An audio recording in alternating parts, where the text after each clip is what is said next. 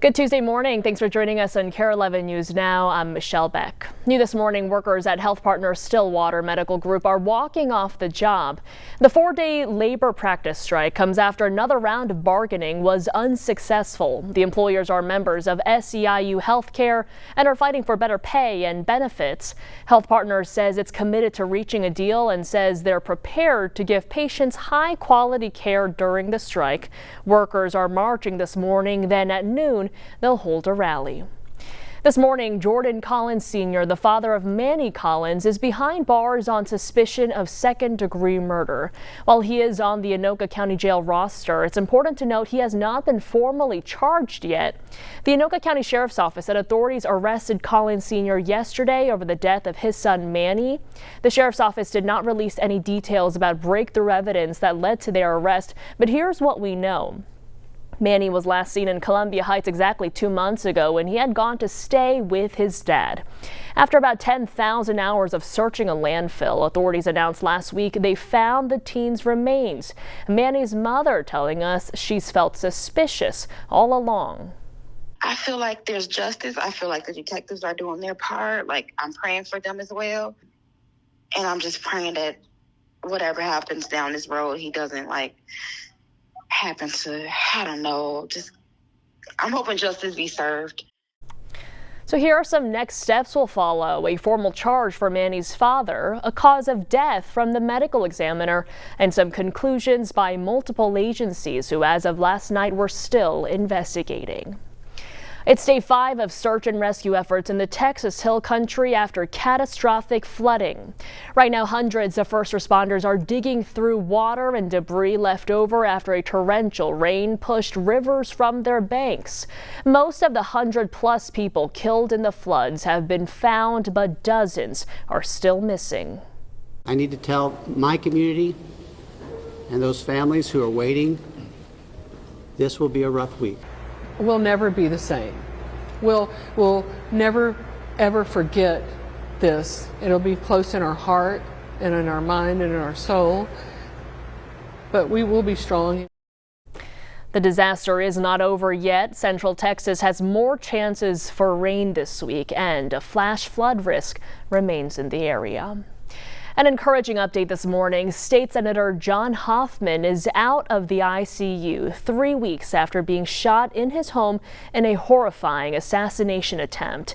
His wife Yvette shared this new photo with us. He'll stay in an acute care facility for several more weeks, and he'll have multiple surgeries in the coming months.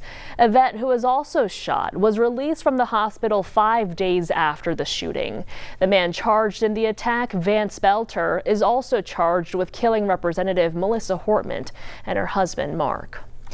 This morning, President Trump turning his attention to international issues, having dinner with the Israeli Prime Minister to discuss bringing an end to 21 months of fighting in Gaza.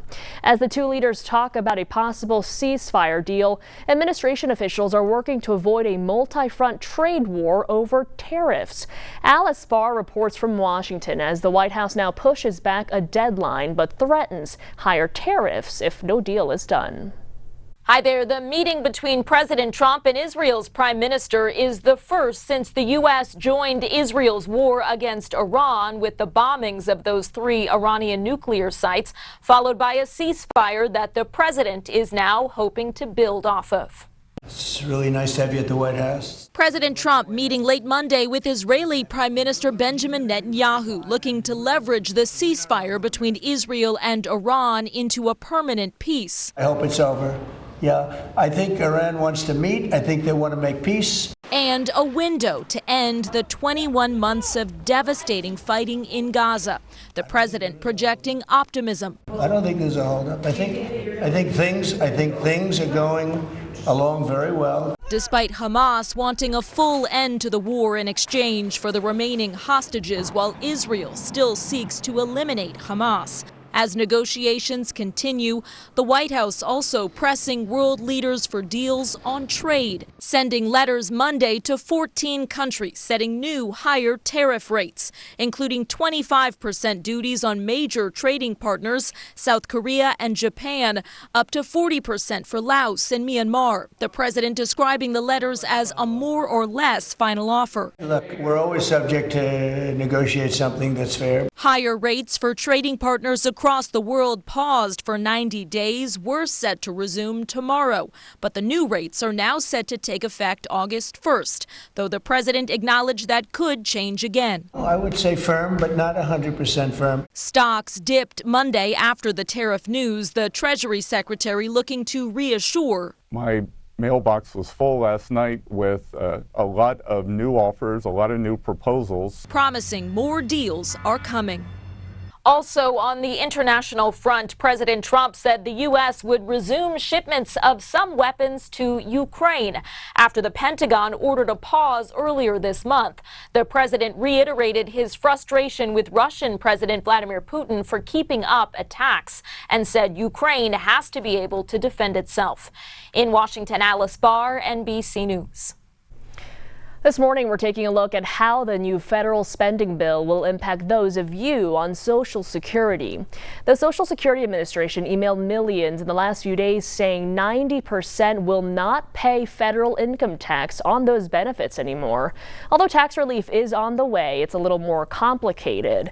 The legislation actually creates a new tax deduction for seniors 65 and older from 2025 through 2028.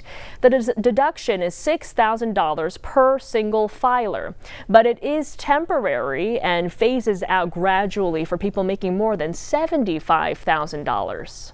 There's no specific deduction or tax credit for people on Social Security. However, there's a new tax benefit. It's a deduction of up to $6,000 for people age 65 and over from year 2025 through 2028.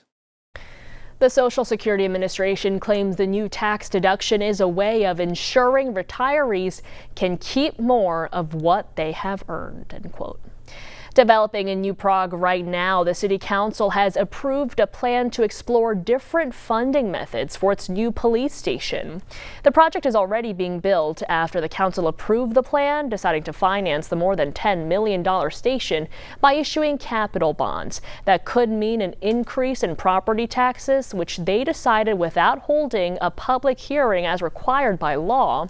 The council admitted it made a mistake, but says the building will be built. Now it's just a matter of how it is funded.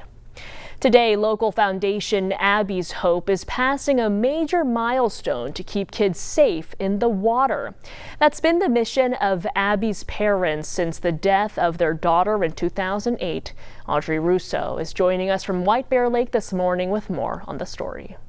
For a family seeking purpose after a tragedy, they've certainly found it with this achievement. Abby's Hope today is going to give away their 10,000th life jacket, and they're going to do it here in Podvin Park at the White Bear Lake Safety Camp. Abby Taylor was just 6 years old when her intestines were pulled out by a pool drain's powerful suction.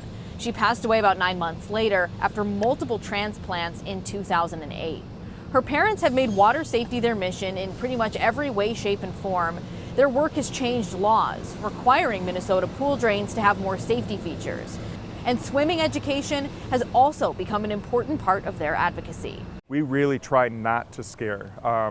There's enough scary stuff involved in water and pools and lakes and tides and oceans and rivers and whatnot, the unknown. What we're trying to do is educate people, not scare them. Today's camp is geared towards 3rd, 4th, and 5th graders, and in addition to water safety, they're also going to learn about fire safety, the importance of wearing a bike helmet, CPR, just an all-encompassing day of safety-related education.